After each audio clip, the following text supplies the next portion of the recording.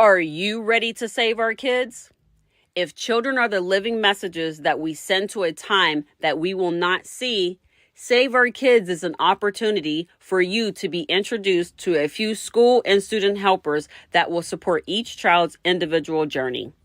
If there is a space or a place to improve the lives of our children, we know a few families and business owners who have made it their business to answer the call for help and provide a solution to those quietly discussed challenges that impact our children and eventually us all. We could not just choose one kiddo to save, so we are asking for your help to reach more. Join Keeping Your Kids Safe as we identify some of the problems and share a few solutions that have been created just for you. Oh, I thought it got hung up. Hello, hello. How are you doing today, Dave? I am fantastic, Tabitha. How are you? It's so nice to get reconnected with you again. I'm excited that you agreed to come back for my shenanigans. Oh my gosh, everything is going off. you know, I hear you. I hear you. Okay. Do you know Texas is one of the top states who receive the most Amber Alerts out of all Ah, the states? We, we get so many Amber Alerts that it's ridiculous.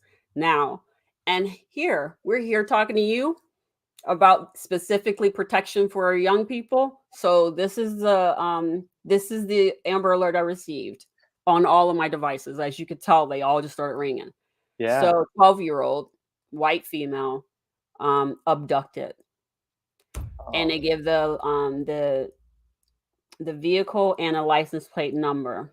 mhm. And I think this is a 26-year-old male took her took a 12-year-old. So this is right, it came right on time for what we're talking about today, which I find that very eerie, but There's not my there's doing. there's a little bit of irony with that, absolutely, and praying and hoping that she's found safe. Yes, but it is true. If you look it up, they says Texas is is one of the states is most common Amber Alerts. So, as Mhm. always, we start the show with some stats because we need to understand where we are. So, we started already today with an Amber Alert. That lets us know that we do really need some support. When we take a look at it, we say, is it 5 million children are online every day? 5 million online predators, they estimate, that are out Mm. there. 500,000 of them active every single day, looking for their next child victim. And 15% out of, we'll just say 18 million households actually realize, are aware that their activities that their children are, engaging in. Yeah, well, it's less than 15% of parents are actively aware of what their children do online, right? They may have an idea, but they really don't know, right? It's just, yeah, my kids, here's an example. I was at an event earlier this week and talking to somebody, and their kids are kind of getting to that age where they can be home alone. And they're like, yeah, no, they're just at home. One of them's just hanging out on YouTube, and one of them's, playing games or whatever. And it's just like, when you put the devices in your kids' hands and completely leave them unattended, you're just opening that door for exploitation to begin, and somebody to connect with your child. And you'd be like, oh my God, well, it's just YouTube that they're on. People will and have the ability to connect with children through these platforms and begin to build that grooming relationship with them. Yeah. So I don't know why they're doing that. Um, Here's the thing I will say, it's very interesting because what I was told that, and as soon as she said it, it shocked my system. It shocked my system, but it is true. Do not Mhm. give your children cell phones unless you're ready for them to see porn. And I'm not talking about good porn as if there's a good or a bad porn. I don't really care about the industry. At the end of the day, your 5-year-old or 6-year-old should not be seeing body parts and doing inappropriate things for that age group. So be mindful of that, right? And so parents handing over a phone and walking away actually creates an opportunity. for a predator to sneak in and say all the things that will convince that child that that parent is the enemy or anything along those lines, because that's ultimately what they end up doing, or luring them in a way that makes them feel like that other person is more appealing or understands them more. 100%. That's part of tactics that an online predator will use, right, to drive that gap between a parent and a child, to better, to build that trusting relationship with them, and letting, to a point where a child just lets their guard down in the online world and ultimately gives this person who is somebody completely different than they think they're talking to access to images or videos that they've created. And at that point in time, that's when the online predator's true identity comes out, and their true, or their real methods, or what it is that they're after, come forward.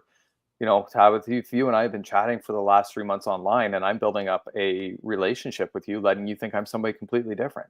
Right. And then eventually it comes out who I am, and the extortion begins. Yeah. Okay. So now we're here. So just like always, we want to make sure that you have enough, you have time to tell people who you are and what you do. And the reason why is because I really wanted to focus in on this part of it, because more and more we're just finding more and more children are picked up. 2,300 children are go missing in this country every single year. That is a nasty number. So I'm unsure why we are not pushing forward to try to figure out how do we work to solve this problem better or anything different, right? Mhm. But that is the one part that we do know. But now I'm just going to give you an opportunity to let me do what I normally do. I'm off my game. No matter what we say, we love our teachers, regardless of what we what you may think. Just because we're upset or not happy with the outcome does not mean that we do not love our teachers. We do heavily love our teachers, and for that reason, we've created this platform as a way to communicate to you what we think you may need in your schools to help you be successful in your position, in your job, and with your outcomes, because we all want to have something positive on the other side. Also want to I do that thing and it does it every time. I want a special thanks to our friends over at Helpopedia. If you are looking for support for your special needs family, or at your I don't know, average, I just call my kids average, but just a average child, then go on over, scan that QR code, head over to Helpopedia. Our friends over there are willing and ready to help you. As always, if you can do me a favor and go ahead and scan the QR code above to like and subscribe to the channel. I'm not always very good about that, but today I'm just deciding to just tell you. All right, for that reason, we're going to go ahead and let Dave come up here and tell us a little bit about what he's doing, what he's been up to, and how he's here to protect others before we dive straight into this conversation. Awesome. Thanks, Tabitha. So, my background, prior to doing what I'm doing, was almost 15 years working specifically in law enforcement. I spent a lot of years doing in the tactical operational side of things. When I decided to leave, I was working in intelligence and human trafficking as well as an investigator there. And I, I knew I wanted to work in a way that wasn't really reactive. I wanted to have a more proactive approach, and I knew that exactly what I was doing. It wasn't I wasn't on the right path for myself anymore, and I made the decision to leave. And I started creating education for parents and youth around better understanding online child exploitation, how social media platforms work, the dangers that lie within social media platforms, and trying to put that empowerment back into the parents' hands, because we live in this like such a strong tech world. And we wanted to be able to teach parents and teach youth how to recognize online predatory behavior, helping to protect their kids. Because when a child is exploited online, okay, the term for that, generally that goes hand in hand with it is sextortion. It's sexual extortion.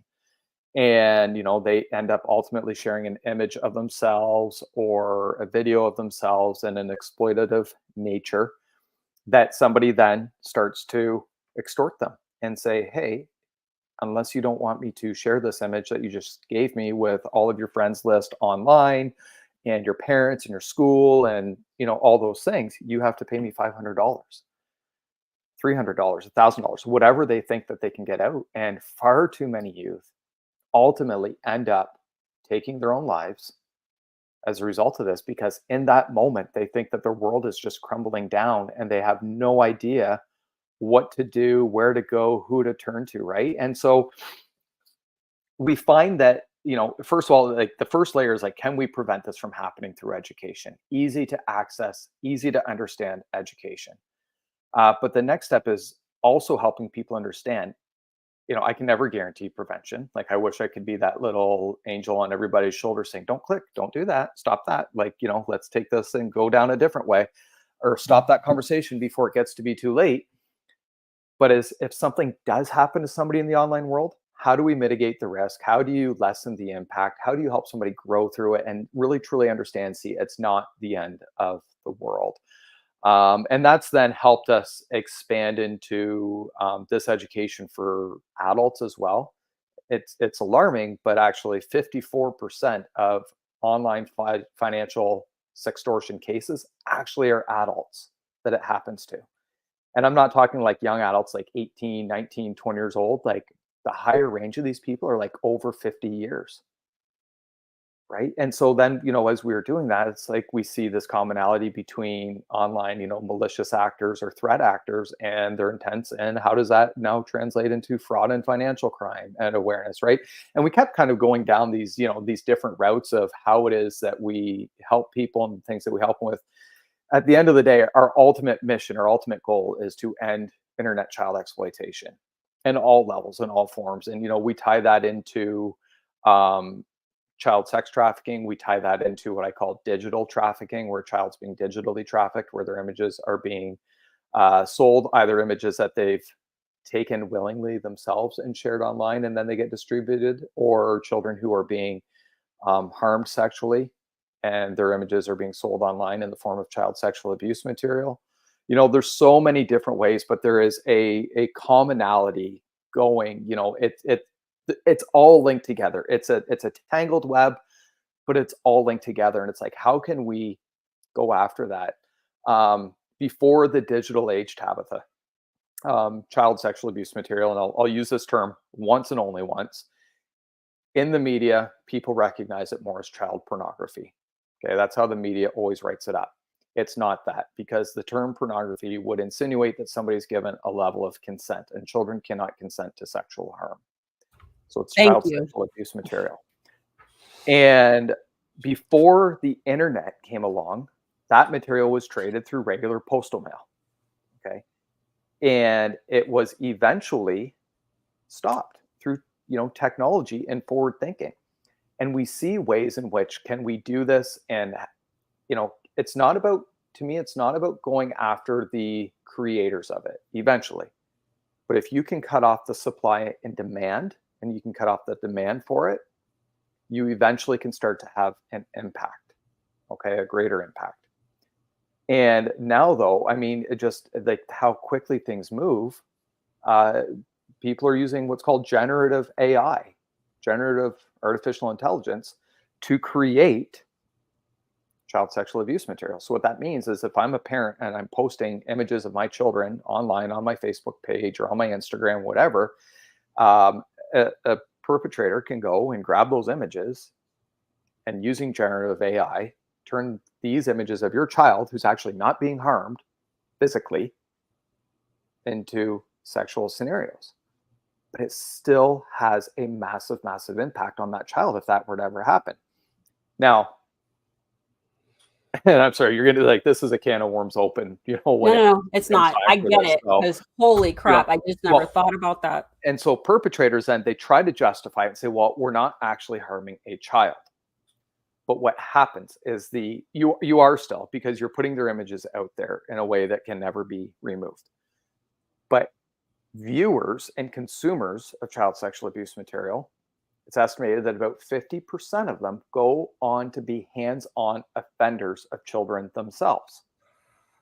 So it gets to that point where viewing the material is no longer satisfactory, and they actually need to now begin to harm a child themselves. And so there is still harm, and there still is a massive fallout. And that's where, children who have been harmed, where you can start to link that, even children who are harmed at a much higher rate, even in adulthood, of taking their own life. But it leads to substance abuse, leads to, all forms of addiction. It leads to inability to function as an adult or to hold down jobs. It has a massive community impact too.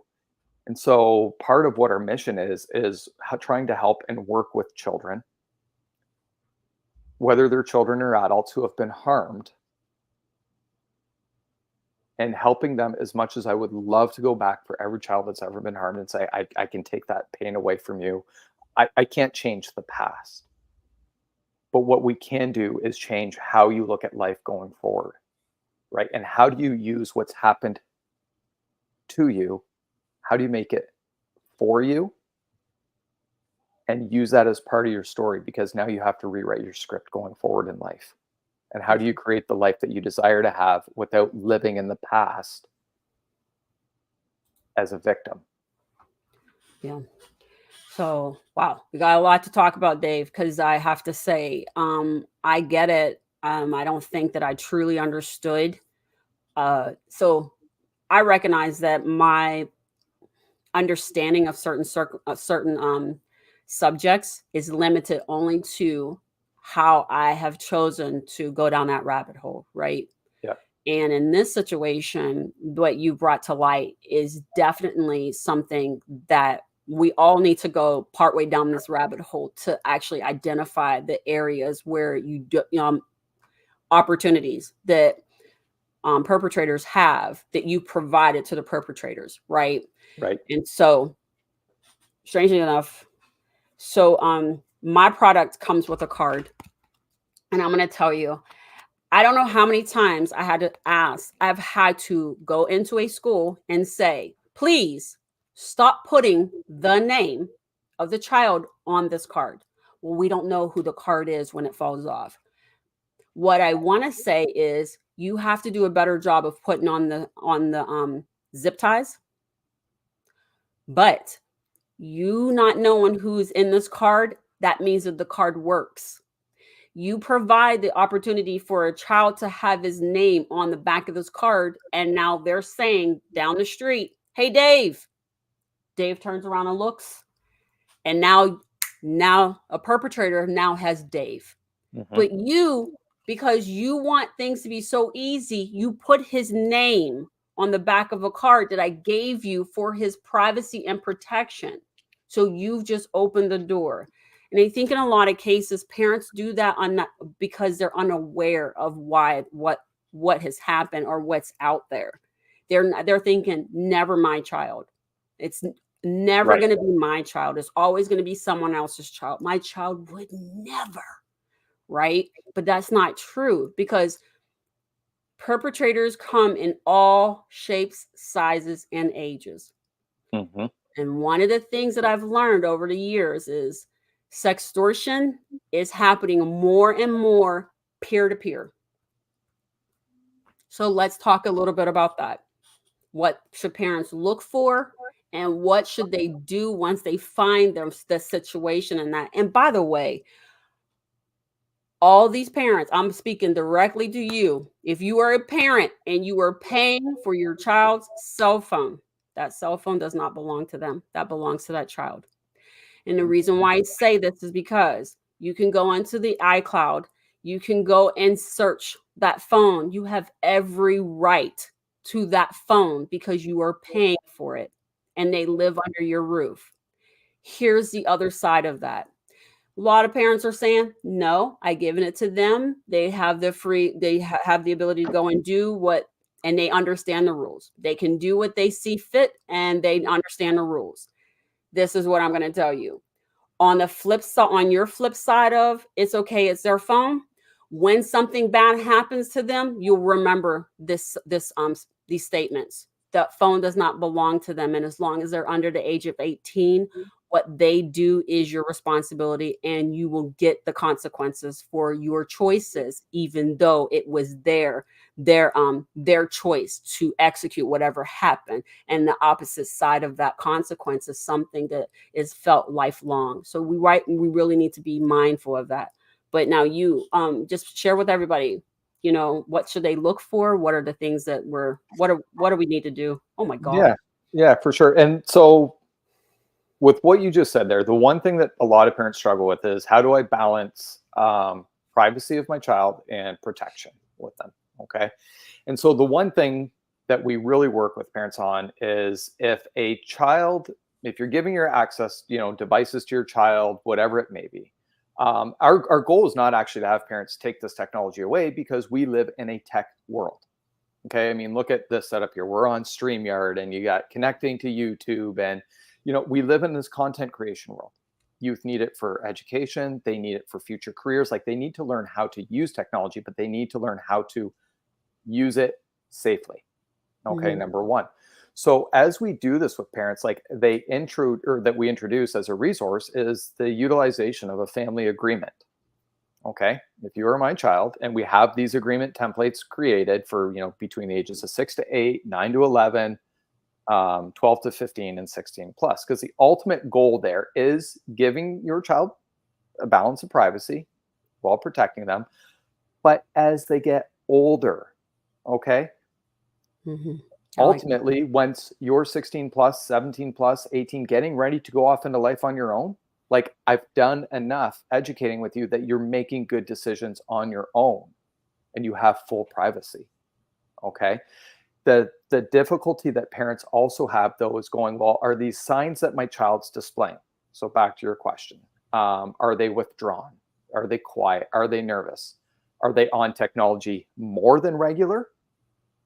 Or are they actually showing signs of fear when it comes to using technology? And parents really struggle and going, well, is this just my child in an age of adolescence where they're growing and they're changing anyways? Or is there something maybe bigger going on behind the scenes? And so using a family agreement, and one thing, no matter what, would be that, at any point in time, especially for kids under 15 years old, and especially I'm paying for that cell phone bill, right? I have a rule with my kids, right? Hand it over right now. No quick scrolling out anything. Hand it over. You start quick scrolling and looking like you're hiding something, we got a bigger problem. Right. Okay. And you have those checks, right? But with kids, like if you're gonna give it to your kids, don't give it to them in isolated areas of the house. Like we talk. Like when I was growing up, I had to be wary of the stranger in the park or maybe getting out of my mom's watchful eye at the grocery store or something like that. Strangers are coming into our homes every single day. They're in your kitchen, they're in your living room, they're in the backseat of your car when you're driving your kids to school and you're on a family road trip, they're in your kids' bedrooms. Okay. But if your kid is left to their own devices in their bedroom and they don't have the internal controls to stop themselves, when they're out of sight, out of mind, that's when bad things happen. Okay. When they're in my presence and they're using a device in my presence, I can peek over the shoulder. I can look, I can watch. Who are you talking to? Can I see that? And you can have more conversation and more dialogue. Yeah. I like that.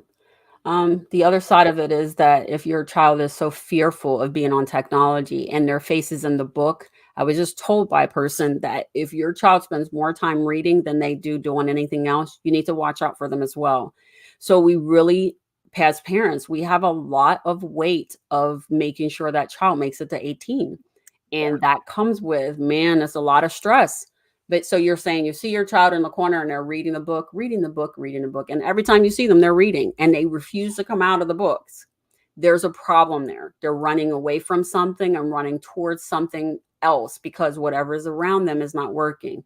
But then you have those ones who spend so much time in technology that they have zero understanding of how to engage like physically with other people. Now you have new problems, right? New challenges when it comes to that. And so you should be mindful for that as well. Yeah. Well, and I'm looking at the comments section here, and there's one there from Phil about important discussions that most parents are not prepared for.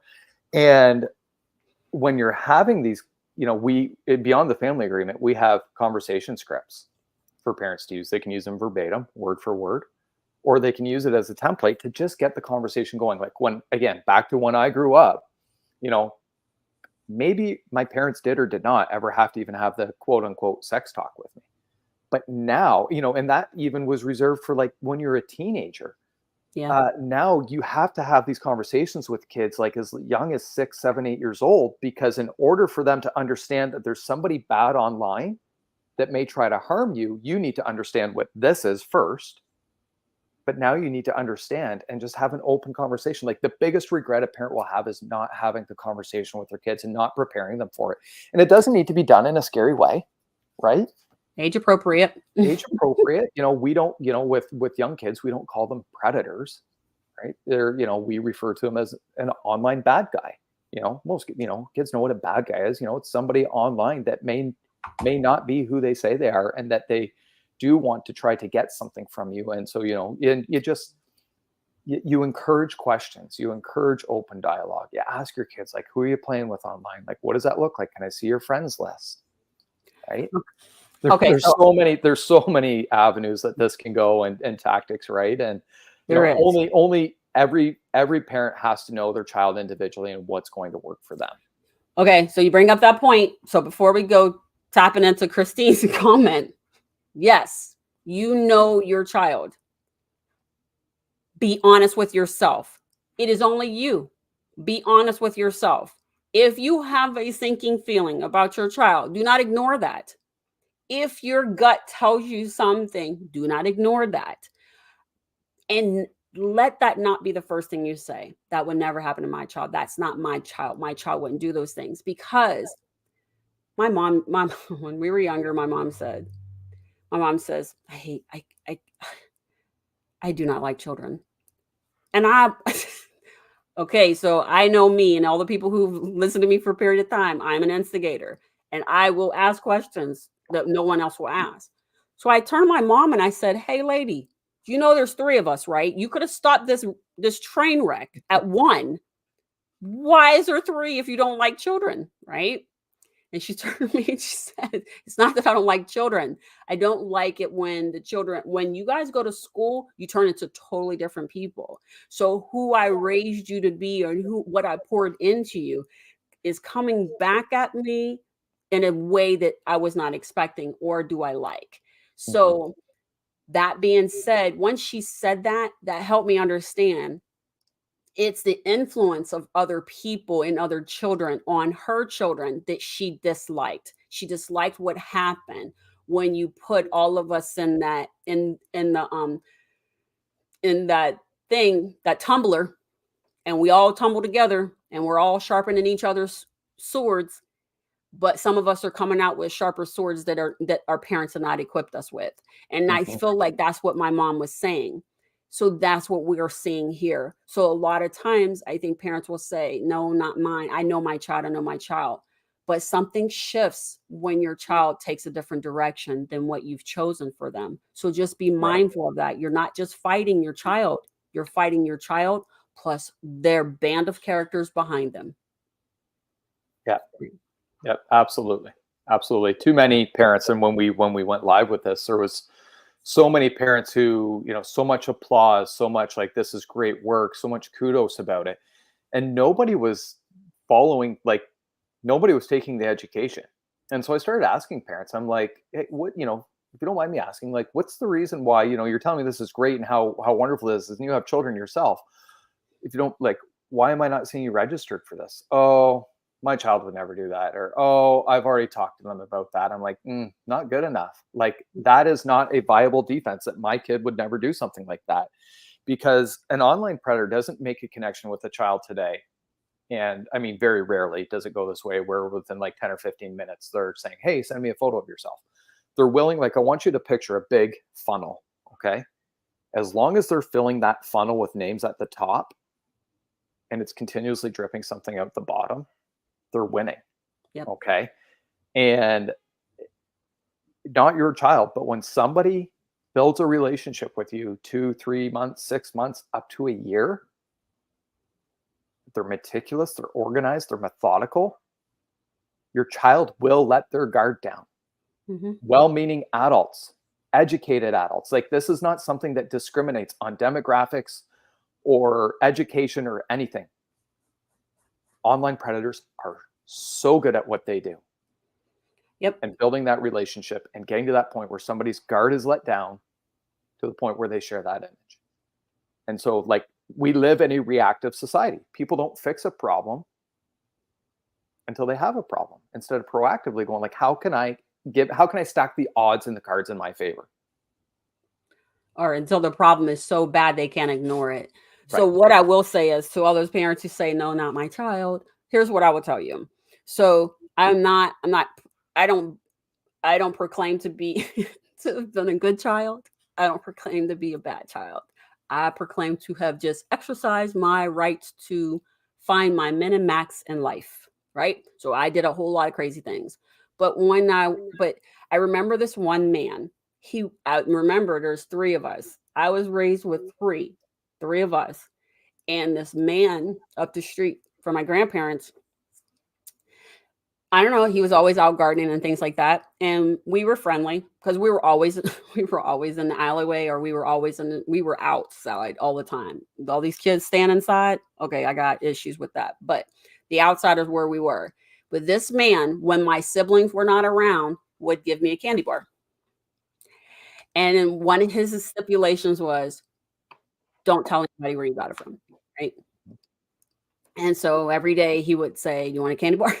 I was like, now, mind you, my mom has already said, "Don't take money, don't take anything from strangers," right?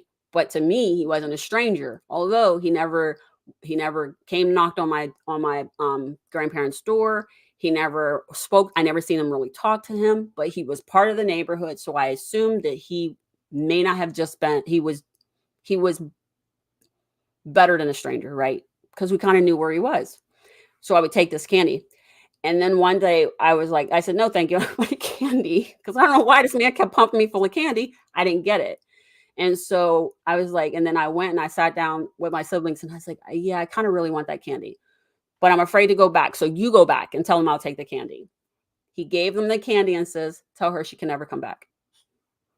So what I'm saying, I gave that story to say that a lot of times parents will have conversations with their children, but they have minds and thoughts of their own, and they will go out and do those things regardless of what you say to them.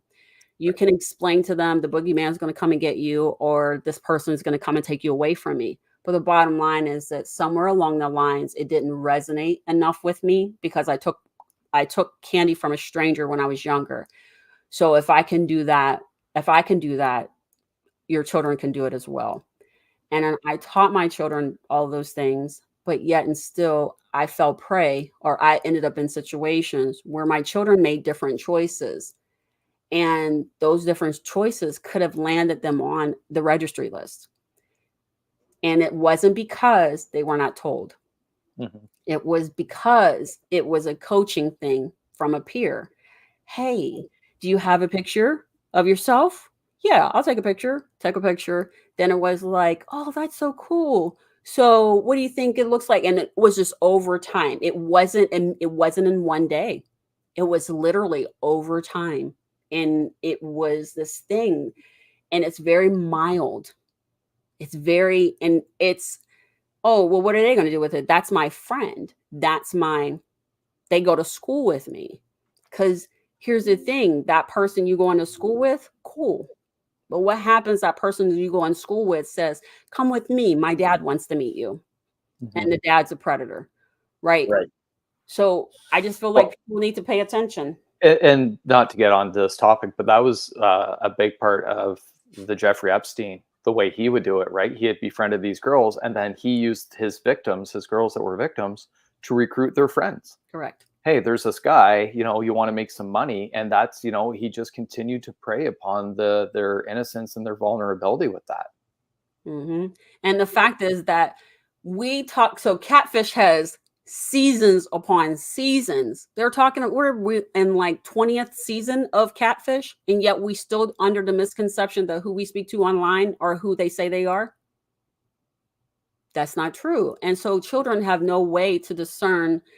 They get their flags go off, but I learned that I had shut down my flag system in lieu of someone else's, Mhm. because I thought that they were more important than me. Their thoughts and their thoughts and understanding was better than mine. So I put my flag system away. But Okay. unfortunately, their flag system was broken and mine's was still flagging, even though I closed it. But then I had to make some changes because they weren't right. Because I was finding myself in situations that were not favorable to me. So what do Mhm. parents need to do? Wait, let's talk about Christine's comment. So it is our responsibility as a parent to manage the emotional and mental health and well-being of our children, all under the age 18, and provide them with enough information in order for enough information and tools to be successful in their lives. So what are those, what do those look like for you, Dave?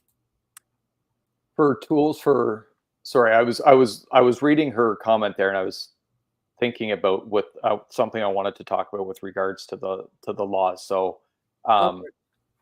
yeah, first of all, with the laws, and because they do change country to country, jurisdiction to jurisdiction. Um, One thing that we help with youth educating them on is the term child sexual abuse material does not necessarily mean that a child has to be being abused. Okay. So children now, they're taking nude images of themselves and sending it to their boyfriend or girlfriend or other friend. And then those get shared around in a circle. And that meets the definition of child sexual abuse material. Okay. So what youth aren't really being aware of is I share a photo of me to my friend, and they then share it with somebody else. And what they don't understand is that they're in possession of child sexual abuse material. It could be charged criminally with distributing child sexual abuse material, right? I mean, now, mind you, I think the law, when it comes to those, takes a little bit of a more of an open minded view. And that there's a lot of times where it's better meant to maybe use that as educational moments with kids because they're not doing it with the intent of necessarily Mhm. um, causing or creating further harm. Kids just don't have these internal controls or abilities not to go, hey, want to see something cool? Look what Dave sent me.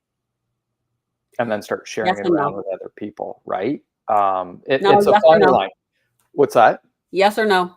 So I have a situation. My children went to school with someone who aspired to be a pimp. His playground, his hunting grounds was the high school. Hmm. He was doing exactly what we're talking about. And he did finally get caught and he was plastered all over the news. And that's one of the reasons why my children said, oh, I went to school with him. He's told us he was gonna do this. And I was like, Yeah. wait, what? Well, but look at how the media portrays pimps, right? Look at it in music, look at it in movies, right? Look at it how people, they're like, you can have like, people dress up as pimps for Halloween and all these things, right? So the media can, starts to portray it as a glamorous lifestyle, but they really don't realize like what human trafficking really, really is.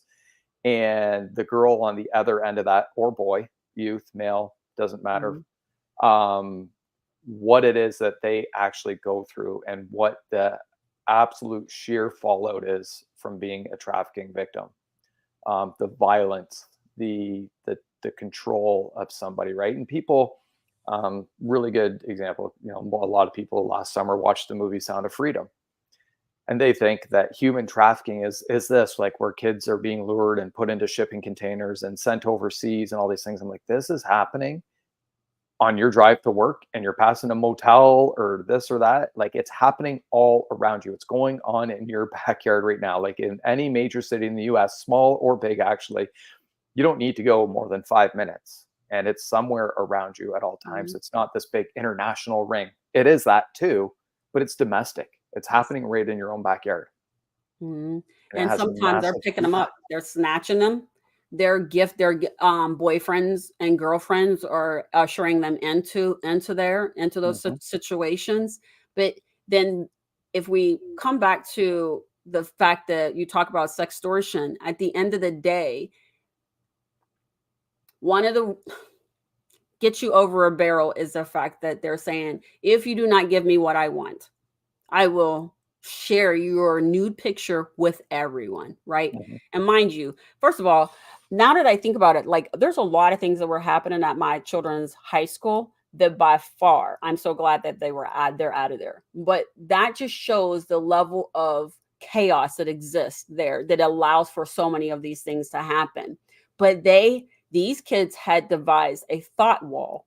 It was literally an account that they created, and they just put female and male pictures on there, and they called them thoughts, and it depended on the situation. So when you look at this, I'm saying that there's so much going on, and these kids are so afraid of their bodies being shown to so many people, and to a certain degree, I think that's a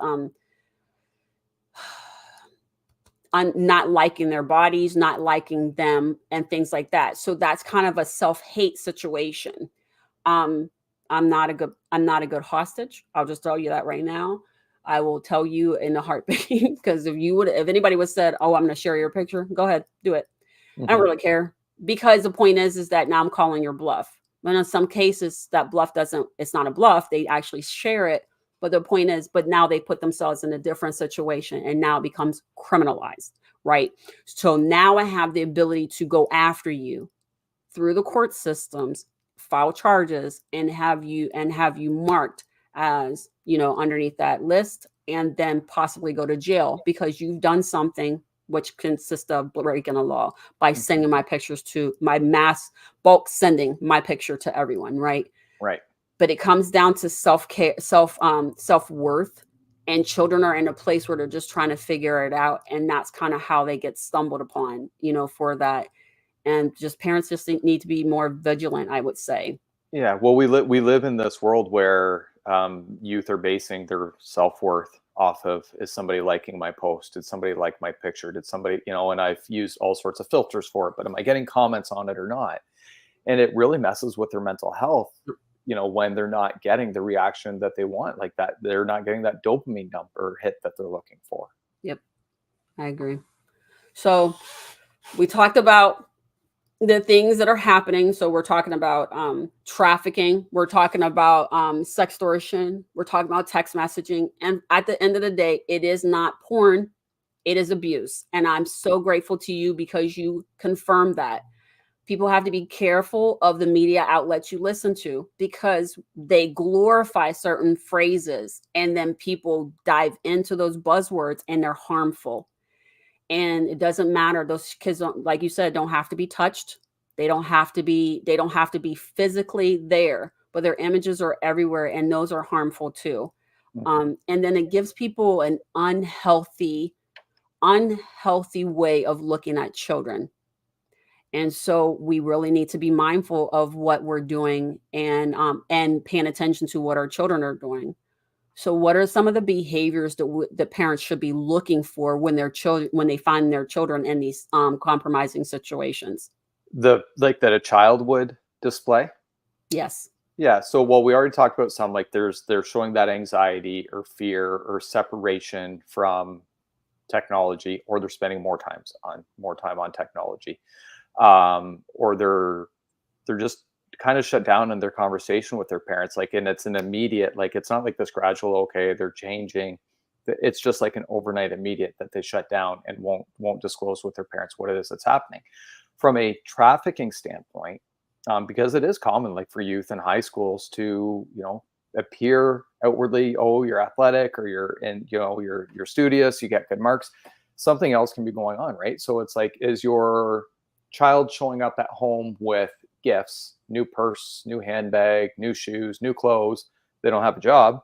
You didn't give them the money to buy these things, right? So where is that maybe coming from? um, are they leaving home last minute without plans? Got to go, mom, going over to Tabitha's house, gonna go study, right? And it's just, it wasn't planned, it's just like last minute they're disappearing. They're coming home later than expected. They don't have explanations. Maybe they have unexplainable injuries, bruises that they just can't really explain away or why they have them. There's a lot of behaviors when it comes to that, or a lot of telltale signs. And again, as a parent, you don't want to think the worst. You don't want to, go into that, but you have to have the conversations with your child. Tabitha, let's talk. Something seems to be off here. The dots just aren't connecting for me. And I'm not making any accusations, but you have to know that I'm here for you. Right. And Right. you have to, like, it's just, youth struggle so much this day and age to grow up. Right. We don't live like we really don't live in a fair world, like where you can grow up and really truly be a child. And you just have to have those conversations and always keep that dialogue open. And, like for us, like my kids know it's like the number one job. What's my number one job? Keep me safe, dad. Keep me safe, dad. I don't want to be a helicopter parent either. Like I want to let them grow. I want my kids to make mistakes. I want them to mess up a little bit. Like that's part of being a youth, and that's part of learning. That's why I said exercising my min and max in life. Yeah. Right. So it's like, how do you do that and allow that, but also let your kids know, like, look, I'm always here for you. I don't care what it is. There's nothing that you can do that's going to make me stop loving you. Mhm. There's nothing that you can do. I said, I may not like some of the things that you do. I may not like a decision that you make, but I got your back. Yep. And there's nothing that we can't fix together, but I got to know about it. Right. And Troy's right. Like the first sign of trouble is when communication, that's what I'm saying. Like if the communication all of a sudden just changes, right? Why is that? And I get it. Kids get older, their friends change. They want their time. They don't want you, as they get older, that, they don't want you there at every aspect or point of their life. But I think that you can still always have good, open communication with your child. Yeah. I think that that's important. And let's be clear. I believe that we should be having a conversation very, very early on for children to understand that you have been given a gift of intuition. Every single one of us has been given it. So this is what I say. Children have this thing about I always watch the little people. And when you try to get them to talk to somebody and they start screaming and they pull back, parents are like, no, no, no, no, it's okay. Just here, right? Maybe not do that, right? Because there's a Mhm. reason why all puzzle pieces fit in the same puzzle, but they're not connected all to the same puzzle piece, right? So people have to be mindful. Just because you get along with your auntie doesn't mean that your children will get along with your auntie. So if your child is exhibiting behaviors that says that that person is not maybe not feel good after they've been introduced and over a period of time and they're still fighting that connection, there might be something to that. So just pay attention and allow the children the ability to say that person doesn't make me feel good, right? Or Right. that person makes me feel bad. And listen, because that's what it is. Because through speech, you teach, through speech, words are power. We have to use them wisely. If you talk to your child cross, disrespectful, and in an inhumane way, that opens up the door and provides an opportunity for a predator to come in and say, you shouldn't be spoken to that way. If you Right. were my child, this is what I would do for you, and all the things that you're not doing. Now, am I Well, saying not to chastise? No, what I'm saying is just be mindful of how you are engaging and communicating with your children. the other side of that coin, um, and I take this from a real life example. It was a teacher student relationship in Denver. Um, the victim, the female victim, was actually not. She was the one that the parents didn't have to worry about. That there was three kids in the family, and she was the didn't need help studying, took care of everything on her own, very mature, very responsible. So the parents' attention was going to their other two kids who needed a little bit more guidance. And so this girl was like, well, I'm not getting the attention from mom and dad that I should be, and fell into the hands of one of her teachers Yeah. and built that trust. And that's her relationship. So it's not always necessarily like the kid that's in trouble. Like I know that is one thing. When we used to do this from back in like law enforcement would be, um, it's not uncommon for law enforcement to go online and create conversations with potential predators. And a lot of those things start with like, oh, I lost, you paint the picture of I got in trouble, I was bad, oh, I lost my phone and I'm sneaking on using, my parents' computer or whatever it may be, but I don't have my phone or my device right now, it got taken away from me. That's hook, line, and sinker. They will use that in an instant going, oh, you got in trouble. Well, and it's either one of two things. Like, well, what did you do that was really bad? Like, tell me about it. Or it's like, oh, I'm here to listen. And they play that side of things too, right? It's like they Mm. will look for any tactic, any crack in the armor. Yep. And to that's the go and point. begin to build that relationship. And then, so this is where too, for parents, that they need a couple things that they can look for on their kids' phones. There's applications out there that kids can download. One common one, it's called the calculator app. Just looks like the calculator on your phone, but really it's a way for kids to hide files in Yeah. behind this, front-facing calculator, or other apps that they may be using. So an online predator will, if we connect through Instagram, let's say, or TikTok, and they're like saying, hey, I really like your pictures there, those are really great, they'll, as quickly as they can, they'll take that conversation from that more moderated platform and try to move it over to something that's encrypted, like WhatsApp or Telegram or somewhere else where they can control the conversation, have it encrypted, and be able to get it off of that social media platform. And they'll try to do that pretty quickly. Yeah, I was just talking to my mom about this, and I said, you blindly allow little people to walk away with your phone. You can't do that anymore because they're hiding the apps in plain sight. They're on your phone. You don't even realize it. So just be Mhm. mindful of that. I think that I feel like a lot of us, we've gotten so far away from community. And what do I base that off of? 6-foot fences. That's what I based that off of. If you look outside, if you look out when we were growing up, we didn't have 6-foot fences. We didn't have fences that were blocking our neighbors. I didn't grow up. I grew up I was poor. Let's not be mistaken. I was raised in the city.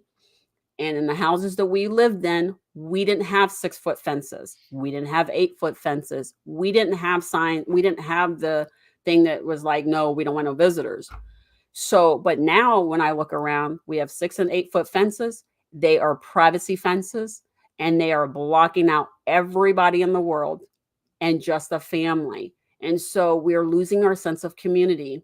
And that sense of community can actually help us in the long run. But it's not, we're not able to lean on that anymore. And I would like to be able to get back to that, because the lot of the stuff that's happening, it can actually be taken care of just by someone else's set of eyes seeing what you may not have been able to see.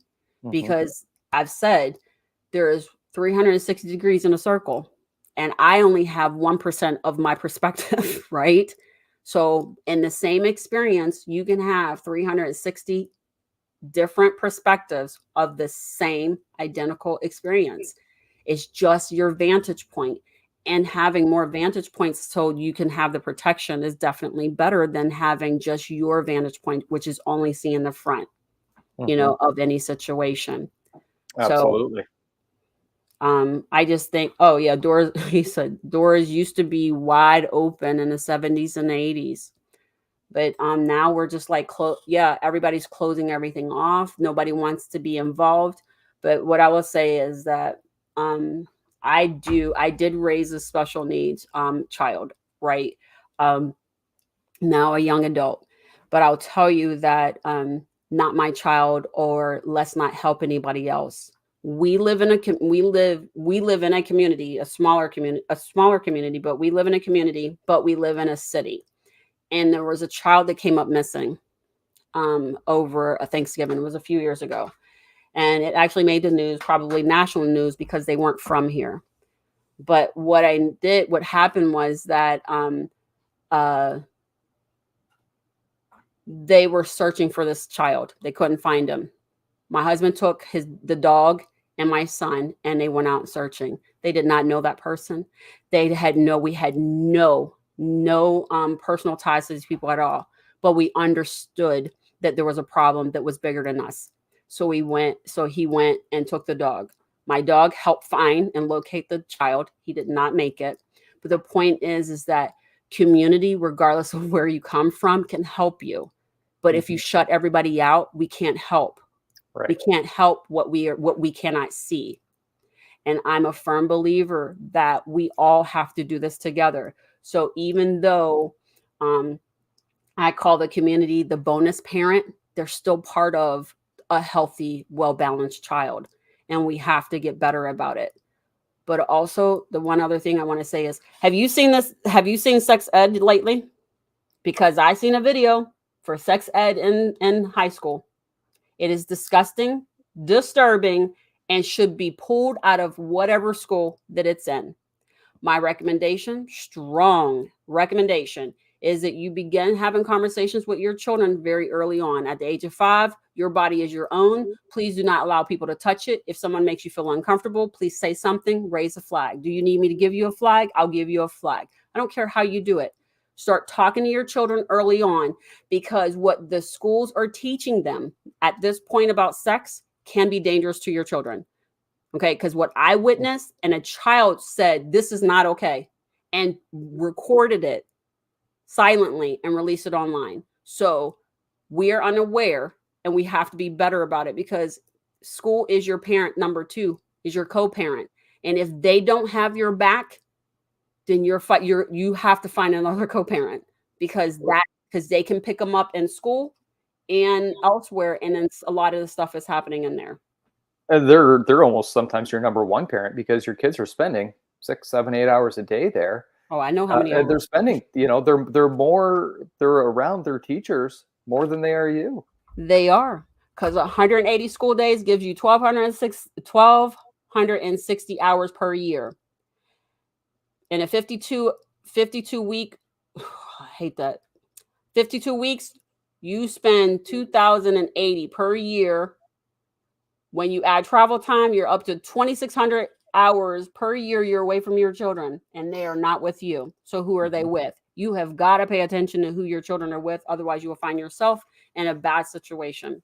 Yeah, and I think for parents, remember, like 99.5% of people out there are good. They're well-meaning, right? We live in this world when we talk about these things that it's easy to think, you don't want to get jaded and think that everybody's bad. And we talk to parents like most strangers are good. We just talked about this, right? Yep. The doors used to be wide open in the 70s and 80s, and you could have. It's not that you have to be wary of strangers; it's be wary of people who act strangely. Oh, that's a good one. Yeah. And it's true though, because it could be somebody that you know very well and you think, I fully trust this person. Ooh, that behavior is kind of different. Yeah. Right? It's the strange behavior, not the strangers, that you have to be concerned about. That's a good point. I like that. So as we wrap up, like I say, at the end of the day, we just have to be mindful and pay attention to what our children are doing, and know that we have every right to protect them from themselves in a lot of cases. And they don't know what we don't teach them. And we have to be willing to participate instead of being bystanders in their lives. Right. That's right. So I allow you to do your final thoughts before I go ahead and close us out. So let's push you here. Yeah, I really appreciate that. Like I said, Tabitha, when we started this mission, there was, so much applause and kudos for parents and saying, this is really good, but my kid would never do that. And we made a pivot, the way in which we deliver our education. We actually deliver it through employee wellness plans, employee engagement, and we actually work with employers. And so we do this for a couple reasons. But one, we work with employers and say, look, if something ever happens to an employee online, them or their child, it's going to have a big impact on your company. Loss of productivity, employee absenteeism. We've talked to organizations where actually individuals have ended up quitting their jobs because they could not deal with what it was that happened to them or their child online. And so when we look at it, like our mission as a company is to end internet child exploitation and reduce victimization of human trafficking. Trying to do that one single parent at a time was how we launched this initiative. And it's like, we'll connect with as many people as we can. But now when we have that open opportunity to go in and provide learning through corporate wellness, we can hit mass number of parents, talk to more people at one time. And then because the parent is at work getting paid, and they're like, hey, here's this course that's an opportunity for me to take, they're a lot more apt to take it because I'm on the company dime right now. You're paying me to be at work, so I'm going to take this education because it's offered to me. It's a good topic. Versus, oh, I got to do this at the end of the day. Well, I got to get kids, Timmy to soccer and Susie to ballet. And then we got dance. And then, they got homework. And, oh, I got a Netflix now. I got to watch Netflix and all these things. And it's like, so they don't prioritize it, but it's like, hey, if we can deliver this through workplace wellness programs and help employers at the same time of achieving our mission of getting this content into as many people's hands as possible, it's a win-win for everybody. It's a huge mission. It's so exciting to work with this. And Tabitha, every time you and I have connected, I appreciate the opportunity for you to allow me to come out and share the word and help people better understand. This is not a problem that's only going on when you see it in the media, right? People just think, oh, it can't be that prevalent. It's not happening. It's happening all of the time, all around you. It's not just when you read about in the media. And we need to raise more awareness and kind of build this army of people who are willing to go out and spread the word and help protect our children. And I agree. You and I are about to venture into something new because I'm pretty sure there's something else that you and I have to do. So if you stick around for me for a couple minutes, we can discuss. So as always, thank you very much, Dave, for spending your hour with us. Thank you, Phil, Sharon, Christine, and all those others who Mariana, Troy, who sat by and watched us today. Thank you very much for spending your time. We know you can spend it elsewhere, but you chose to spend it with us. We appreciate you. We always want to close it with saying we do love our teachers, even if you don't think we do. We do. Make sure that you go ahead and hang out with go connect with our friends at Helpopedia. And remember to like and subscribe to the channel above. Until next time, most definitely, words are power. Please remember to use them wisely. Thank you for your time today. It doesn't want to go. We appreciate the support. It decided not to show. Thank you for your time today. We appreciate the support and look forward to you visiting us again next week. Same time, same place. Until then, words are power. Please remember to use them wisely. If you have an interest, like to be on our live show, please let